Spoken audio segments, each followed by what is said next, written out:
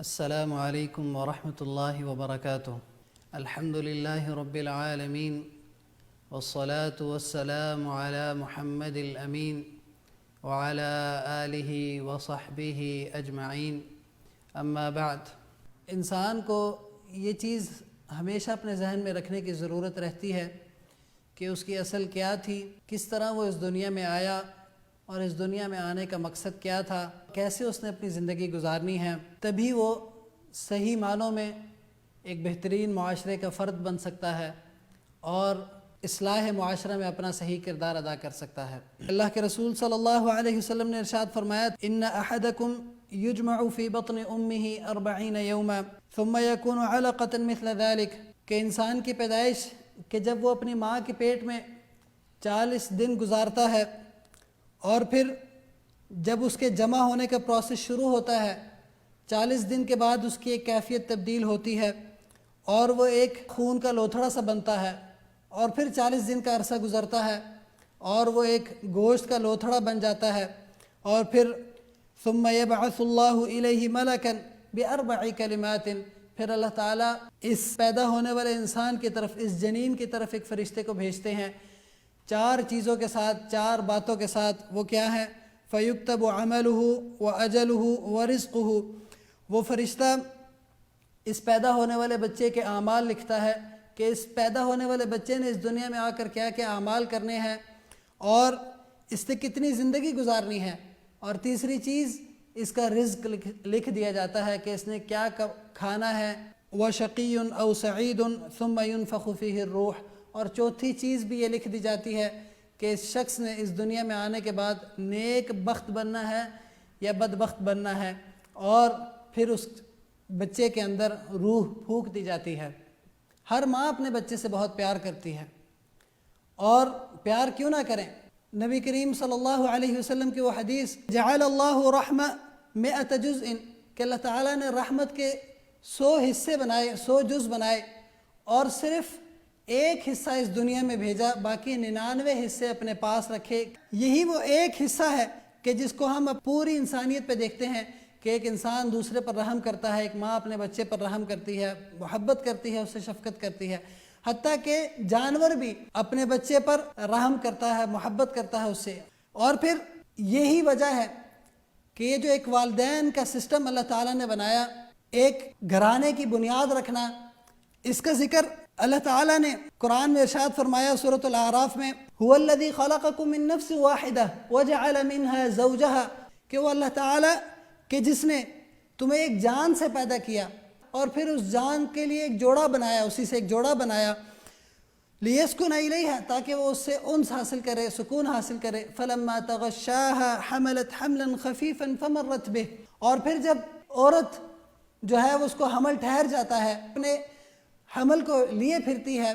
اس کو وہ ہلکا ہوتا ہے، فلما اثقلت، پھر یہی حمل جب وزن پکڑتا ہے، بوجھل ہوتا جاتا ہے، میاں بیوی جو ایک ماں باپ بننے جا رہے ہوتے ہیں، ان کا کیا سلسلہ شروع ہو جاتا ہے؟ اللہ تعالیٰ فرماتے ہیں، دعوا اللہ ربہما، یہ اللہ تعالیٰ سے دعائیں کرتے ہیں، لئن آتیتنا صالحا لنکونن من الشاکرین، اے اللہ اگر تو ہمیں صحیح سالم اولاد دے گا تو ہم البتہ ضرور تیرے شکر ادا کرنے والے ہو جائیں گے۔ اللہ تعالیٰ اگلی آیت میں ارشاد فرماتے ہیں، فلما آتاہما صالحا جعل له شرکاء فیما آتاہما فتعالی اللہ عما یشرکون۔ اللہ تعالیٰ فرماتے ہیں کہ جب ہم انہیں صحیح سالم اولاد دے دیتے ہیں،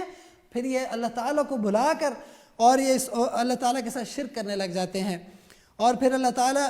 اسی اولاد کی نعمت کا آگے ذکر کرتے ہیں، للہ ملک السماوات والارض، بے شک زمین و آسمان کی سلطنت اللہ تعالیٰ کے لیے ہی ہے، یخلق ما یشاء،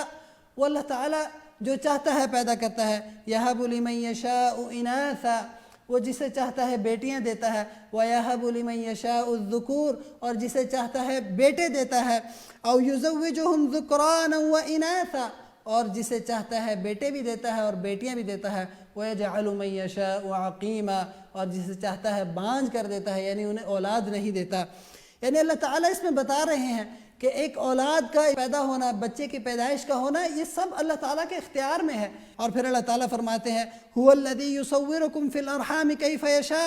لا الہ الا هو العزیز الحکیم۔ آل عمران کی آیت ہے کہ اللہ تعالیٰ ہی ہے کہ جو تمہاری صورتیں بناتا ہے کہ جب تم ماں کے پیٹ میں ہوتے ہو، ارحام میں ہوتے ہو۔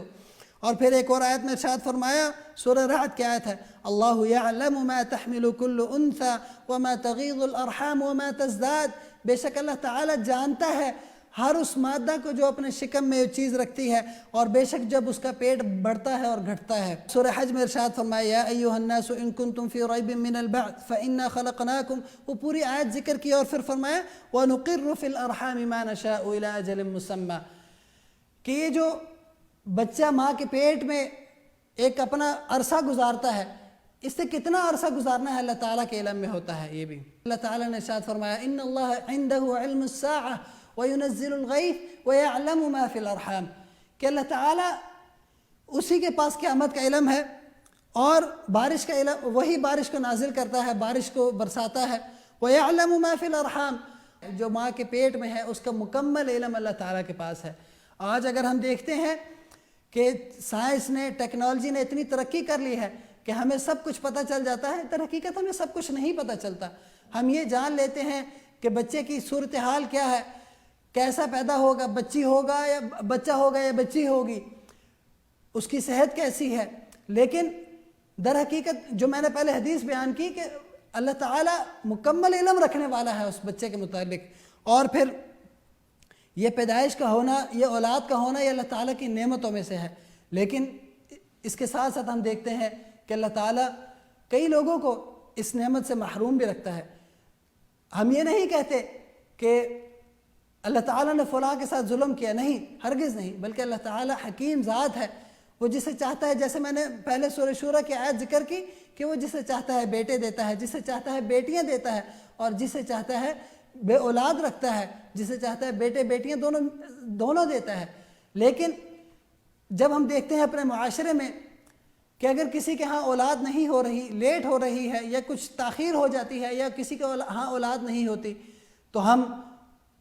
انہیں تانے دیتے ہیں، یا ان سے سنتے ہیں کہ لوگوں نے انہیں بہت تانے دیے، بہت باتیں سننے کو ملی، حتیٰ کہ یہ میاں بیوی کا جو ملاپ ہے، یہ عظیم رشتہ ہے، یہ تک ٹوٹ جاتا ہے۔ انبیاء میں ہم دیکھ لیں کہ جنہیں اولاد نہیں ہوئی اور انہوں نے،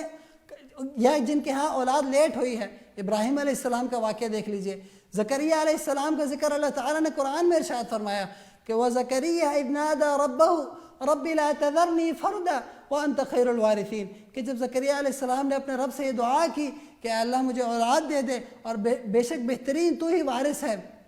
اللہ تعالیٰ نے قرآن میں ارشاد فرمایا فَاسْتَجَبْنَا لَهُ وَوَهَبْنَا لَهُ يَحْيَىٰ، ہم نے زکریہ علیہ السلام کی دعا کو قبول کیا اور انہیں یحییٰ علیہ السلام یعنی اولاد کی نعمت سے نوازا۔ اور ادھر ہمیں یہ بھی دیکھنا چاہیے کہ جو بے اولاد ہیں انہیں اللہ تعالیٰ سے اپنا رابطہ سب سے پہلے اللہ تعالیٰ سے اپنا رابطہ مضبوط کرنا ہے، اللہ تعالیٰ سے اپنے رابطے کو قائم کرنا ہے، اور یہ دعا کثرت سے پڑھیں، رب لا تذرنی فردا وانت خیر الوارثین۔ اور پھر اس کے بعد معاشرے میں اولاد ہو رہی ہے میاں بیوی کے پاس، لیکن ایک بڑا گناہ جو ہمارے معاشرے میں عام طور پر پایا جاتا ہے وہ کیا ہے کہ اولاد کو قتل کر دینا۔ ہمیشہ یہ بات سننے کو آتی ہے، لوگ یہ کہتے ہیں کہ اگر اتنے بچے ہو گئے تو ہم انہیں کہاں سے کھلائیں گے پلائیں گے۔ جب بھی اللہ تعالیٰ نے قرآن میں انسان کی تخلیق کا، بچے کا اور اس انسانیت کی اس دنیا میں آنے کا ذکر کیا، وہاں رزق کا لازمی ذکر کیا ہے۔ اور جو یہ کام آج انسانیت میں، آج کے لوگوں میں پایا جاتا ہے کہ وہ قتل کر رہے ہیں اولاد کو، در حقیقت یہ ان کی جہالت ہے کہ انہیں اسلامی تعلیمات کا علم نہیں ہے۔ اللہ تعالیٰ نے قرآن میں ارشاد فرمایا قُلْ تَعَالَوْا أَتْلُ مَا حَرَّمَ رَبُّكُمْ عَلَيْكُمْ أَلَّا تُشْرِكُوا بِهِ شَيْئًا وَبِالْوَالِدَيْنِ إِحْسَانًا وَلَا تَقْتُلُوا أَوْلَادَكُمْ مِنْ إِمْلَاقٍ نَحْنُ نَرْزُقُكُمْ وَإِيَّاهُمْ۔ سورہ انعام کی آیت ہے کہ اللہ تعالیٰ فرماتے ہیں کہ تم اپنی اولاد کو قتل مت کرو، ہم تمہیں بھی رزق دیں گے اور تمہاری اولاد کو بھی رزق دیں گے۔ اور اسی طرح سورہ اسراء میں اللہ تعالیٰ نے فرمایا وَلَا تَقْتُلُوا أَوْلَادَكُمْ خَشْيَةَ إِمْلَاقٍ نَحْنُ نَرْزُقُهُمْ وَإِيَّاكُمْ إِنَّ قَتْلَهُمْ كَانَ خِطْئًا كَبِيرًا، کہ بے شک ان کا اولاد کا قتل کر دینا، تم جو اپنی اولاد کو مارتے ہو، قتل کر دیتے ہو، یہ بہت بڑا گناہ ہے۔ تم اپنی اولاد کو کیوں قتل کرتے ہو؟ کہ اس لیے کہ تم بھوکے مر جاؤ گے، تمہاری اولاد تمہارے ساتھ کھانا کھائے گی۔ نبی کریم صلی اللہ علیہ وسلم نے بھی اسی لیے حدیث میں منع فرمایا کہ اللہ کے ساتھ شرک کرنا سب سے بڑا گناہ ہے۔ اس بڑے گناہ کے بعد، عظیم گناہ کے بعد جو سب سے بڑا گناہ ہے انسانیت کا، وہ یہ ہے کہ ان تقتل ولدک خشیۃ ان یطعم معک، کہ تم اپنی اولاد کو اس ڈر سے قتل کر دو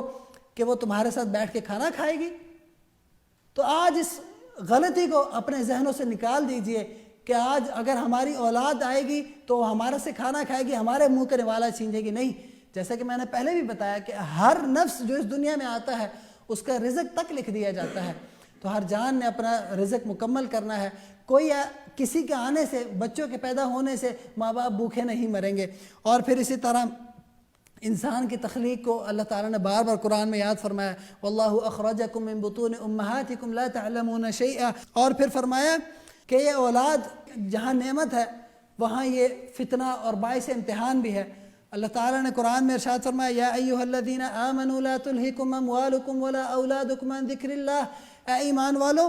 تمہارا مال اور تمہاری اولاد اللہ کے ذکر سے تمہیں غافل کر کے کہیں تمہیں ہلاک نہ کر دیں۔ وَمَن يَفْعَلْ ذَلِكَ فَأُولَٰئِكَ هُمُ الْخَاسِرُونَ، اور جس شخص کو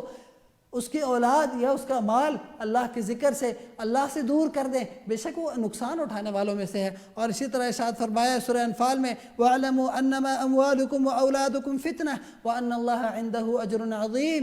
کہ بے شک جان لو کہ تمہارے مال اور تمہاری اولاد یہ فتنہ ہے، یہ ایک امتحان ہے، اور اللہ کے ہاں بہت بڑا اجر ہے۔ اور ایک اور آیت میں ارشاد فرمایا، انما اموالکم واولادکم فتنہ واللہ عندہ اجر عظیم، کہ بے شک تمہارا مال اور تمہاری اولاد فتنہ ہے اور اللہ تعالیٰ کے پاس بہترین اجر ہے۔ انسان اپنے مال اور اپنی اولاد میں لگ کر اللہ تعالیٰ سے دور مت ہو، بلکہ جو اللہ تعالیٰ نے اس نعمت سے اسے نوازا ہے اس کی وہ بہترین تربیت کریں، اور خود بھی اللہ اور اس کے رسول صلی اللہ علیہ وسلم کی اطاعت اور فرما برداری میں پیچھے مت ہٹیں، اسی طرح اپنی اولاد کو بھی اپنے راستے پر چلائیں، اچھی تربیت کریں اور اچھے معاشرے کا فرد بنائیں، اچھے معاشرے کی بنیاد رکھیں۔ اللہ تعالیٰ سے دعا ہے کہ اللہ تعالیٰ ہمیں صحیح معنوں میں قرآن و حدیث کو سمجھ کر اس پر عمل کرنے کی توفیق عطا فرمائے۔ وآخر دعوانا ان الحمد للہ رب العالمین، والسلام علیکم ورحمۃ اللہ وبرکاتہ۔